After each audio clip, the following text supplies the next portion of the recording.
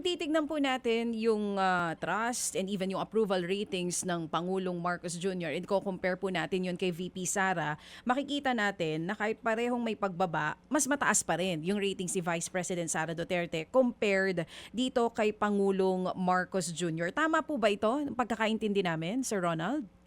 Tama yan at yan ang madalas natin nakikita sa mga nakaraang mga administrasyon na yung Vice Presidente ay mas mataas ang kanyang approval o trust rating kung kukumpara sa Presidente. So hindi to kakaiba sa mga nakaraang administrasyon. Maliban na lang siguro nung administrasyon ni dating Pangulong Duterte kung saan dahil madalas niyang punahin ang kanyang Vice Presidente. Bagamat mayorya rin yung approval at trust ni VP Leni noon, ay mas mababa ang kanyang approval at trust kaysa sa Presidente Duterte.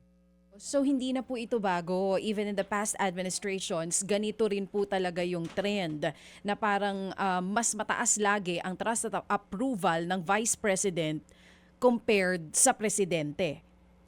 Oo, kasi nga ang Presidente ang madalas na pananagutin ika nga, the buck stops at the level of the President. Yung Vice Presidente, lalong-lalo na kung walang portfolio position yan, walang position sa kabinete, hindi mo malaman kung anong pagbabatayan ng iyong approval. Kadalasan, popularidad na lang ng Vice Presidente.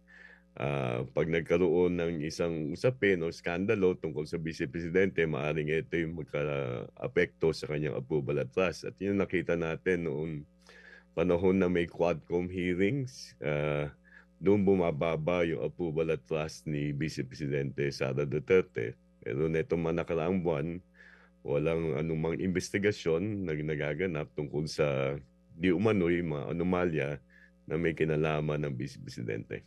Mga kapatid, brothers and sisters, saan ka pa? Dito na tayo sa totoo. Dito na tayo sa True FM. Mga kapatid, mag-subscribe and follow po kayo sa social media accounts ng True Network PH. Yan po kami, hanapin nyo lang True Network PH, Facebook, Instagram, YouTube, TikTok, and podcast. Mapa Apple or Spotify man yan, mahahanap nyo kami. Lahat ng mga napapanood at napapakinggan nyo po sa programa, nasa social media accounts namin yan. So paano mga kapatid? See you sa social media!